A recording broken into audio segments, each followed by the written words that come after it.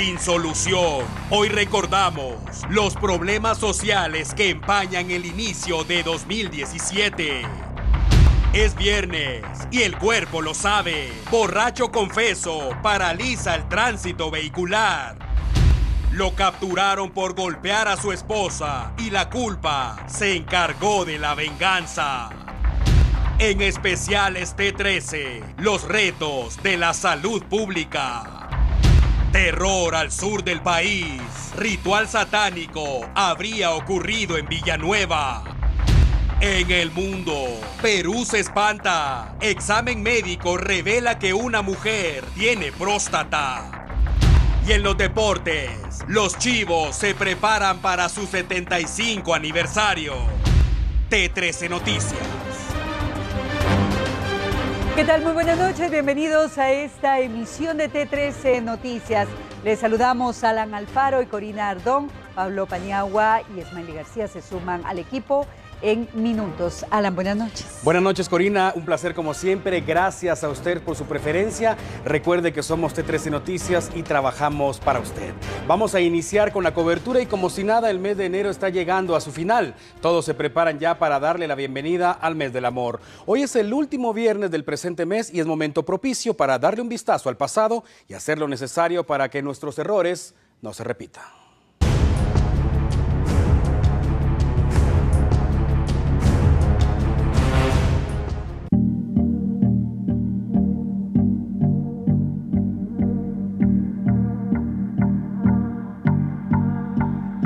Es viernes y el cuerpo lo sabe, dicen los muchachos. Este día es especial porque es el último viernes del primer mes de 2017 y creemos importante hacer un recuento de lo que ha ocurrido en el país. Ha pasado mucho, pero queremos basarnos en 3 ejes. El inicio del ciclo lectivo lamentablemente quedó marcado por una crisis. Padres de familia exigiendo maestros, escuelas en buen estado, escritorios y educación digna para sus hijos. Estudiantes que en lugar de estar en el salón de clases han debido estar en la calle, interrumpiendo el tránsito vehicular. Maestros haciendo maromas para ver cómo se las espantan, algunos con 2 grados en el mismo salón y esperando contrato. ¿Y qué decir del Ministerio de Educación? Las autoridades de esa cartera con presiones de todos los sectores, pero sin un presupuesto adecuado para garantizar la educación nacional. Y hasta que eso no pase, señores, definitivamente no podremos hablar de desarrollo integral en Guatemala. Hablemos de salud pública. Mal. Sindicalistas exigiendo la recontratación de personal. Pacientes que aseguran que la atención es deficiente en los hospitales públicos y médicos sin insumos suficientes para garantizar una atención digna. Y una vez más, si hablamos del presupuesto para la salud, las autoridades encargadas aseguran que no hay recursos suficientes y que la deuda de administraciones anteriores los tiene del cuello. Hacen lo que pueden, según lo permiten las leyes que rigen el sistema. ¿Y qué tal si hablamos de seguridad? Ni ganas de hacerlo. Hasta el Cadejo mataron. La Policía Nacional Civil sigue acertando golpes a las bandas delincuenciales que operan en nuestro país. Pero hablemos claro, señores.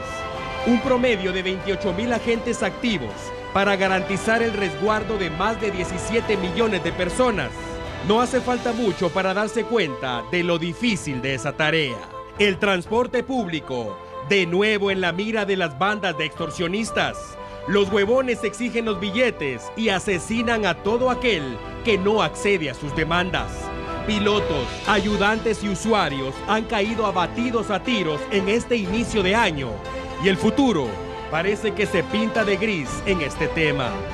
Hoy es el último viernes de enero y los problemas que aquejan a la sociedad guatemalteca parecen no tener solución.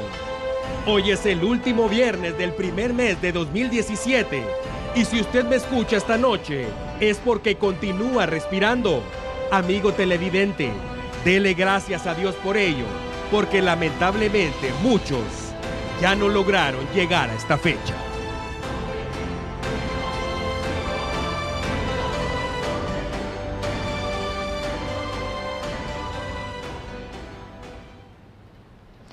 Y cambiamos de tema, y en temas de salud pública, hoy se llevó a cabo una reunión entre autoridades de la cartera sanitaria y sindicalistas. Tal parece que los bloqueos y marchas que provocaron un fuerte congestionamiento durante esta semana serán descartados mientras exista el diálogo.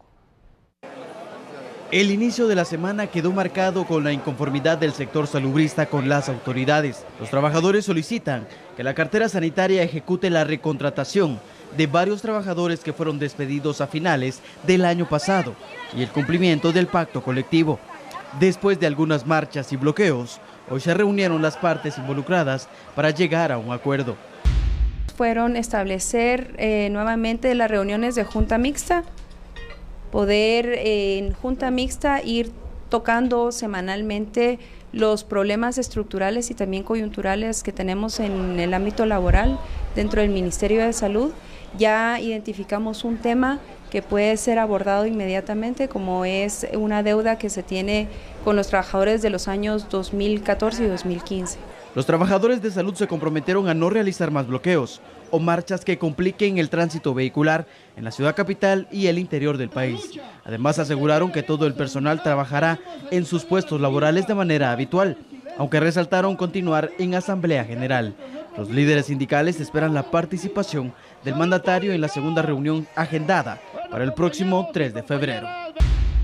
Para poder refrendar estos compromisos que estamos haciendo, puesto que él hizo un compromiso público de estar en una segunda reunión para empezar a buscarle la viabilidad a los temas en los cuales nosotros queremos ir avanzando en favor de todos los trabajadores y trabajadoras. Por otra parte, la Policía Nacional Civil reveló los resultados que permitió el operativo Mi País Sin Drogas. Hubo capturas e importantes decomisos. El objetivo era desbaratar células dedicadas al narcomenudeo. Un operativo a gran escala que fue certero y permitió el alcance de resultados positivos en menos de 5 horas. Participaron 700 agentes policiales, 130 fiscales del Ministerio Público y unos 200 guías que identificaron los puntos de ventas de estupefacientes. La redada efectuada en la tarde del jueves, denominada Mi País Sin Drogas, dejó 57 personas detenidas tras 100 allanamientos realizados en 13 departamentos. Los detenidos fueron trasladados a la torre de tribunales a espera que se programe audiencia ante un juez. El consolidado más reciente que difundió la Policía Nacional Civil acerca de la operación dejó, además de las capturas, el decomiso de 246 cápsulas de cocaína, 495 piedras de crack, 585 bolsas de marihuana, 19 libras de la misma droga, 24.773 quetzales en efectivo, una motocicleta recuperada con reporte de robo, una tolva para pistola y 18 teléfonos celulares.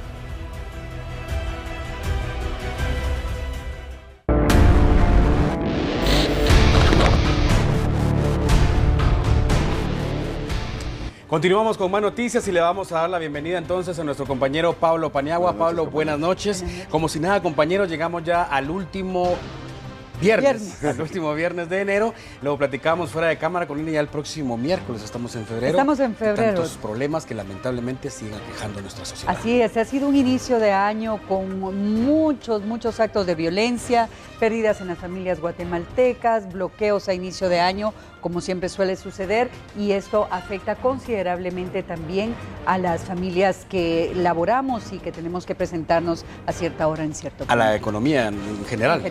Y en nuestra primera nota se resume prácticamente todo el ciclo lectivo, transporte público, las cosas que han estado sucediendo. Y lo decías al principio también, algo muy importante, no cometer el mismo error 2 veces, no tropezar con la misma piedra, no vamos a matar al cadejo 2 veces, por ejemplo. Ese es un punto importante, Pablo, porque quizá muchos nos tildarán de que únicamente estamos viendo lo negativo. Por supuesto que han habido cosas muy buenas en el inicio del presente año y es de resaltarlas. Sin embargo, también es importante resaltar este tipo de problemas porque, por ejemplo, una manifestación, además de provocar la manifestación como tal, que representa el problema que están peleando estas personas, al final de cuentas termina repercutiendo a nivel nacional. Desemboca en muchos problemas más. Afectando a otras personas, como comentábamos hace algunos momentos, y como bien decías tú, a la economía en general del país. Vamos a continuar con la información y nos vamos a ir directamente al departamento de Quiché. Un ayudante de autobús terminó en el fondo de un barranco con el cincho del pantalón desabrochado y con varios golpes en su cuerpo. Aquí le contamos de qué se trata.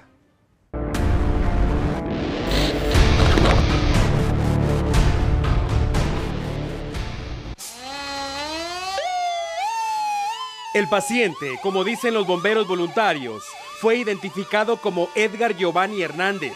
Tiene 32 años y es paisano de Quique. Nació en Viaca. Este señorón provocó una importante movilización de los cuerpos de socorro allá en el kilómetro 153 de la ruta hacia Chichicastenango, jurisdicción de Quiché. Los bomberos voluntarios tardaron varias horas para rescatarlo de un barranco bastante profundo y tomando en cuenta que era de madrugada, la cosa se puso más difícil. Afortunadamente el muchachón está con vida, con golpes, eso sí, pero vivo, y al final de la jornada, eso es lo importante. Ahora bien, seguramente muchos de ustedes se preguntarán, ¿cómo llegó el hombre al fondo del abismo?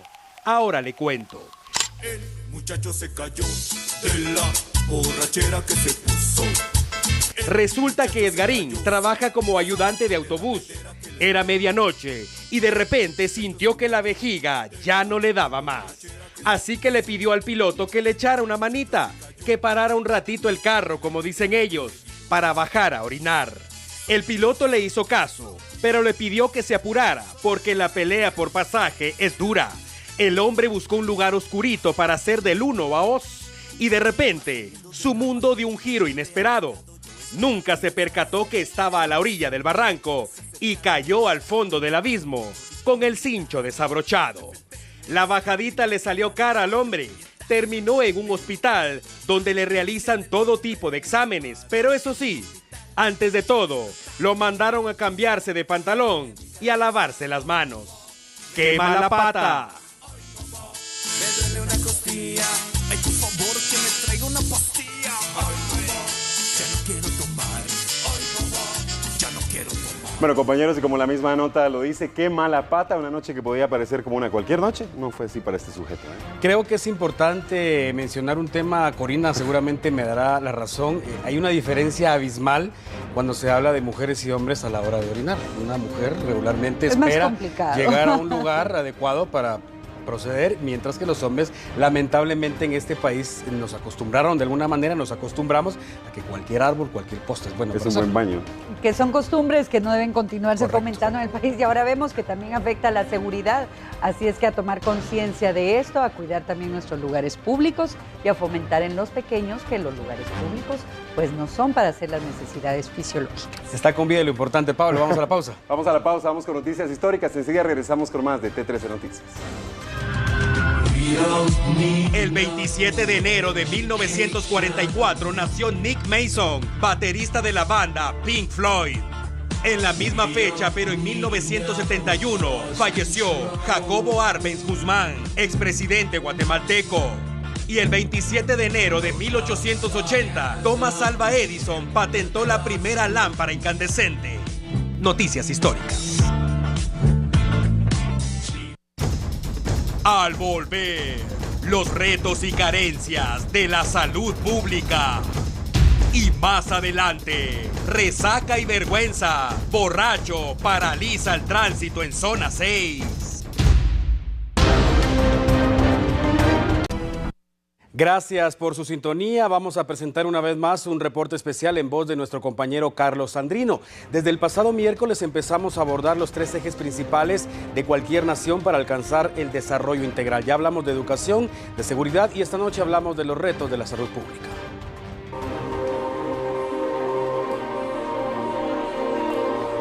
El sistema de salud ha tenido problemas para garantizar la atención médica de los y las guatemaltecas. El año 2016 fue un ejemplo de ello. La ministra de Salud admite que fue un año complicado. En el inicio del año no habían recursos, no habían medicamentos, había muchos problemas de mantenimiento de los hospitales, además de la ausencia histórica de puestos de salud y de centros de salud. La crisis hospitalaria, al igual que el tema de educación, genera caos en las calles debido a manifestaciones y bloqueos por parte de salubristas, quienes además viven con la incertidumbre si serán renovados sus contratos cada inicio de año. La recontratación, este momento en donde los trabajadores no saben si van a seguir trabajando en el Ministerio de Salud, cuándo van a tener su contrato, cuándo van a recibir su primer cheque del año, genera muchas inquietudes y esto hace entonces que se puedan llevar a cabo manifestaciones o planteamientos Y nosotros hemos sido muy directos desde el año pasado en plantear que no existen despidos masivos como algunos rumores quisieran plantear. La falta de medicamentos ha cobrado la vida de pacientes y por la falta de atención. Dentro de las principales prioridades de los últimos meses de 2016 estuvo la de la compra de vacunas, las que durante los 2 años anteriores eran inexistentes en la red hospitalaria. Estamos hablando de pentavalente, poliomielitis, tuberculosis, rotavirus, neumococo, de todas las vacunas. Teníamos déficit y en este momento todas las vacunas, todos los biológicos están en las áreas de salud. El sistema de salud debería de tener por lo menos 5.000 centros de salud, sin embargo, la cifra actual no supera los 1.000. Esto ocasiona una saturación en los 2 hospitales más grandes de la ciudad, el San Juan de Dios y el Hospital Roosevelt. Entonces, al mismo tiempo que tenemos que fortalecer a los hospitales, tenemos que fortalecer los otros niveles de atención para que no llegue tanta población, la población no tenga que desplazarse hasta los hospitales para encontrar solución a sus problemas. Estos son tan solo algunos de tantos problemas que enfrenta la salud en Guatemala, pero ¿cómo pretende el Ministerio de Salud paliar la crisis y atender como se debe a la población? Además, ¿se cuenta con los recursos económicos necesarios? Se calcula que son alrededor de 20 millones para fortalecer los centros de salud. De esos 20 millones, 6.2 millones son para el personal especialista que tendrían que estar en los centros de salud y alrededor de otros 20 millones para los 5 hospitales que queremos fortalecer, que son de San Benito Petén, Cobán, Huilapa, Zacapa y Mazatenango. Existen los recursos para redistribuir y hacer reprogramaciones presupuestarias para ese tipo de fortalecimiento. De ahí para la parte del fortalecimiento del primer nivel de atención, que son los puestos de salud, se cuenta con un préstamo del Banco Interamericano de Desarrollo que viene desde hace varios años, que no se había logrado activar y ejecutar. Ahorita ya logramos activarlo y ejecutar, y lo vamos a ejecutar precisamente para poder tener más personal. Y como es habitual, buscamos la postura de expertos en el tema para que opinen al respecto. Según ellos, el Ministerio de Salud aún tiene mucho trabajo por hacer. Definitivamente, el principal reto que se tiene en salud es mejorar las condiciones de salud de la población, principalmente la más vulnerable, que está en las áreas más remotas. La salud es un derecho de los y las guatemaltecas. Sin embargo, la crisis hospitalaria en los últimos años impacta directamente en los pacientes. Muchos mueren ante la falta de atención médica, principalmente en las áreas rurales del país. Monitoreos en los hospitales y centros de salud por parte de delegados de la Procuraduría de los Derechos Humanos reflejan la carencia de necesidades del sistema de salud. Encontramos, por ejemplo, hospitales aquí dentro de la ciudad con abastecimiento de 45%, por ejemplo, en el área de laboratorio. Pero más grave todavía es la situación del tema presupuestario que encontramos dentro de los mismos hospitales, porque el 100% de los hospitales que visitamos tienen presupuestos exclusivamente, el 80% de los presupuestos para pago de personal, ¿verdad? Y tenemos que recordar que el Amparo lleva incluido inversión en equipo, en infraestructura. Analistas consideran importantes ciertos aspectos y retos que debe asumir el Ministerio de Salud de forma emergente. Primero es ya presentar un plan de corto, mediano y largo plazo con metas muy claras y que sean medibles, ¿verdad? Justamente para poder analizar cómo va el avance en el logro de mejorar las condiciones de salud de la población. Otro de los retos importantes es la gestión por parte del Ministerio de Salud para poder implementar los diferentes planes que se presenten. La capacidad de ejecutar los proyectos previstos son muy débiles, lo que afecta aún más el sistema de salud. Y luego ya entramos en los temas de los componentes de un sistema de salud específicamente, ¿verdad? Y eso tiene que ver con mejorar la motivación y las condiciones del recurso humano que presta los servicios de salud, mejorar las condiciones de infraestructura y abastecimiento de todos los establecimientos de la red de servicios de salud que ya existen, y está el reto de ampliar para que haya mayor acceso y cobertura del sistema de salud. Luego tenemos toda la parte de gobernanza y rectoría. ahí hay un espacio importante de desafío de poder aprovechar mejor los recursos escasos que hay en el sector salud. Entonces el Ministerio de Salud tiene un rol muy importante en esta parte de rectoría. Las finanzas también se deben manejar adecuadamente para hacerlas más eficientes y efectivas. Otro factor importante es crear equipos de trabajo que brinden los resultados esperados.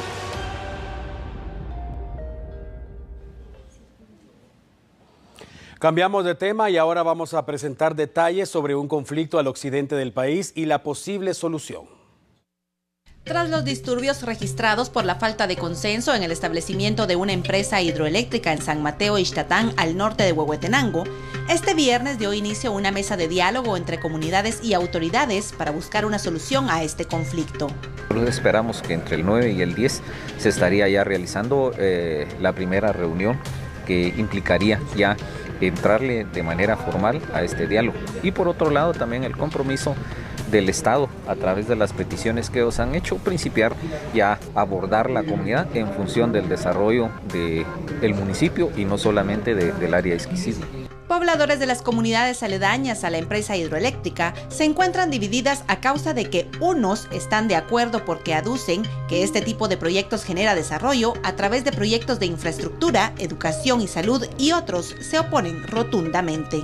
En el área de donde estamos, allá en la zona norte de San Mateo Ixtatán, somos 23 comunidades.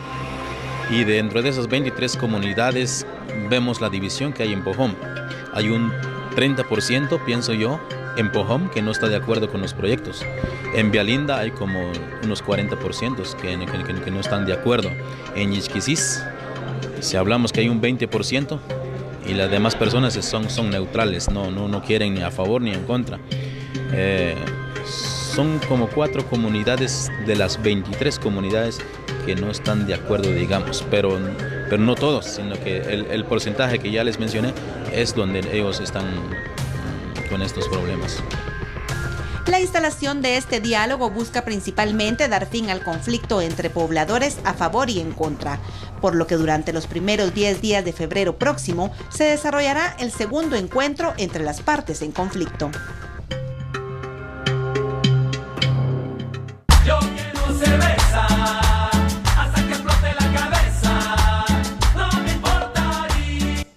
A continuación le presentamos un caso que comprueba una vez más que mezclar alcohol y el volante es una decisión temeraria.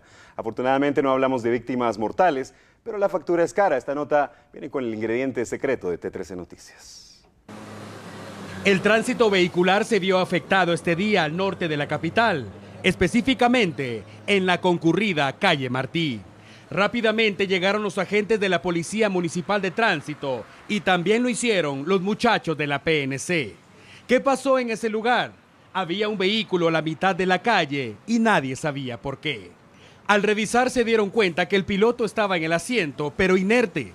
Rápidamente se rumoró que podía haber fallecido, pero no estaba muerto, andaba de parranda. Además de él, en el vehículo fue encontrado un perro. Como siempre, fiel a su amo, estaba tranquilo en el automotor.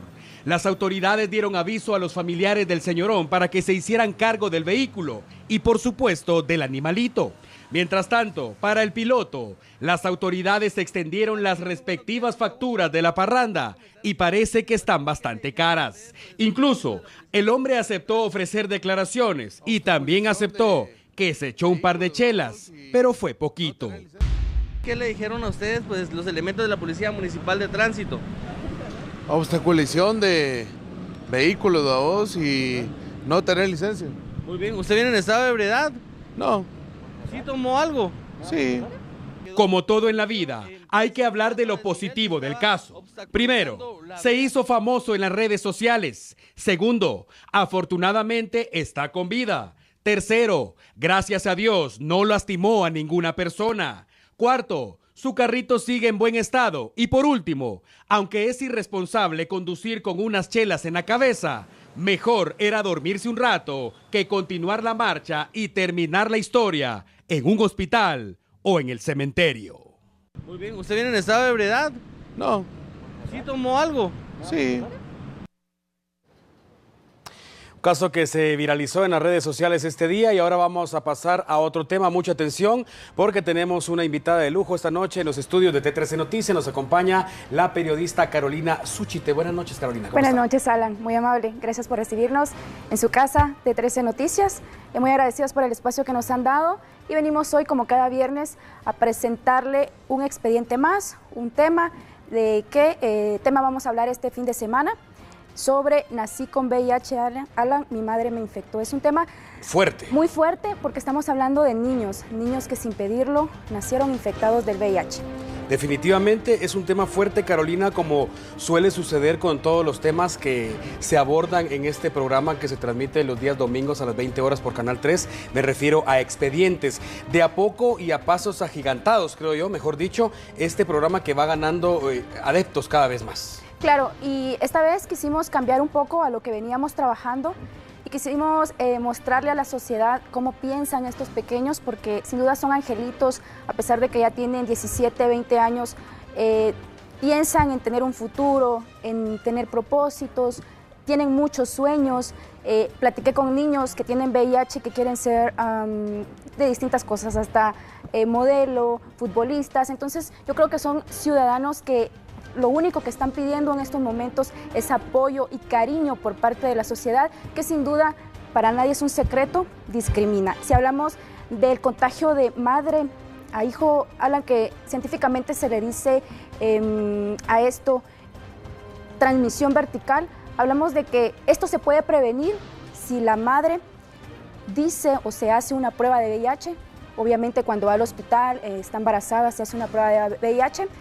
Y en esos momentos los médicos pueden intervenir, pueden darle sus antirretrovirales, pueden llevarle un proceso para que el bebé no nazca con VIH. No necesariamente entonces si la madre está infectada de este virus, el bebé tiene que nacer. No, pero eso se tiene que tratar a tiempo. Correcto. Y obviamente la madre tiene que estar en un parto cesárea, no tiene que dar de mamarle al bebé, de mamar, y también tiene que tener mucho cuidado con tomarse los medicamentos en los horarios adecuados, llevar un control muy estricto. Por supuesto. Carolina, su rostro de a poco se ha convertido en uno de los más conocidos ya de la televisión guatemalteca por ese acercamiento que usted acostumbra con el pueblo guatemalteco en este tipo de programas. ¿Qué le deja a usted este tipo de historias, sobre todo como mujer, Carolina? En este último, que vamos a presentarles el domingo, que les hago la invitación desde ya a partir de las 8 de la noche por Canal 3.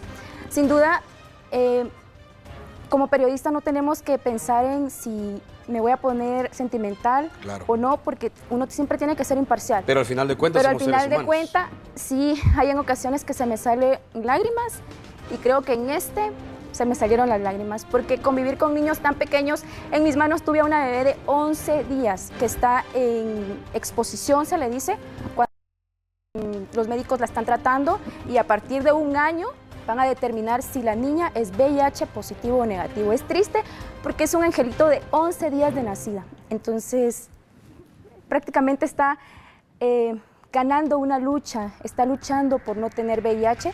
Pero me dice la pediatra, me dice, ella va a tener VIH. ¿Por qué? Porque la madre sabía perfectamente que tenía el virus y aún así su parto fue normal, no se tomó los antirretrovirales. Y sin duda la mamá es de un pueblo y me dice, lastimosamente la niña sí tiene VIH. Este tipo de casos, Carolina, creo yo encierra muchas cosas, por supuesto, como usted lo menciona, la irresponsabilidad, por ejemplo, de la madre, pero también además de la irresponsabilidad, el desconocimiento muchas veces, la falta de fondos económicos para la adquisición de esos retrovirales, por ejemplo. Creo que sí, porque datos del Ministerio de Salud dicen que solo el 50% de las personas que viven con VIH se han logrado identificar. ¿Y dónde está ese 50%? Sin duda en las áreas, en las aldeas, en los pueblos, en las áreas más escondidas, porque obviamente no tienen acceso a la salud. Y aunque aquí en la capital, en cualquier centro asistencial o en cualquier hospital, una madre puede hacerse una prueba de VIH gratis, lastimosamente en un pueblo, en una comunidad, no es así, porque los hospitales están muy lejos y las madres obviamente son de escasos recursos económicos. Desde ahí creo que parte, y desde ahí creo que las autoridades también tienen que actuar. Por supuesto. Sabemos que no podemos adelantar mucho, Carolina, pero ¿qué podemos garantizar para el próximo expediente? Les garantizamos sin duda testimonios muy impactantes, testimonios de niños hasta de 4 años que ya hablan como adultos, que tienen muchos sueños y que le piden a usted, televidente, que los escuche y que los visite. El único hospicio que atiende a niños y niñas con VIH es el Hospicio San José. Actualmente ahí alberga a 70 niños y ellos lo que más piden es ese amor. Dicen, nosotros sufrimos de discriminación, nos costó que nos recibieran en una escuela o un instituto y queremos, lo que ellos más piden es amor, Alan, sin duda. Carolina Suchite, tenemos que irnos a la pausa. Recordamos una vez más día, horario y la invitación para que no se pierdan expedientes. Sí. Con el tema para esta semana es Nací con VIH, mi madre me infectó. Le garantizo que le va a encantar este programa porque es muy humanitario, es muy social y le van a dar ganas de ir a visitar a esos niños. A partir de las 8 de la noche por Canal 3, un programa más de expedientes. Bienvenida siempre a los estudios de T13 Gracias. Noticias. Gracias por estar con nosotros, Carolina. Gracias. Con esto vamos a la pausa. Usted siga en sintonía de T13 Noticias. Ya volvemos con más. Al volver, la muerte se metió a los baños del Ministerio Público.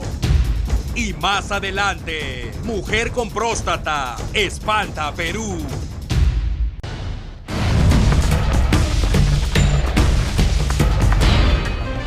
Es momento de establecer comunicación hasta nuestra unidad móvil. Juan Pablo Garrido se movilizó a un sector de la zona 7 capitalina para darle cobertura al asesinato de un adolescente de 17 años. Juan Pablo, buenas noches. Adelante con su reporte, lo escuchamos.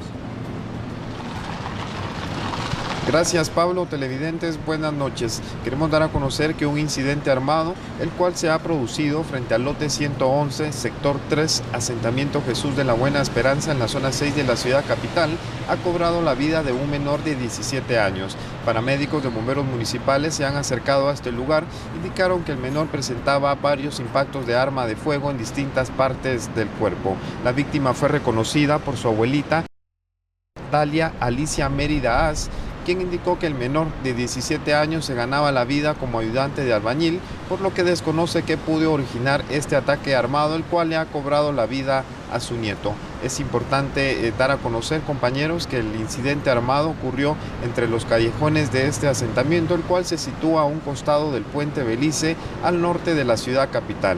Por aparte, ya fiscales del Ministerio Público y elementos de la Policía Nacional Civil realizan las investigaciones correspondientes y se ha autorizado el traslado del cuerpo a la morgue central del Instituto Nacional de Ciencias Forenses, INACIF, en la zona 3 de la ciudad capital. Es la información que tenemos para compartir, compañeros. Retorno con ustedes a Estudios Centrales.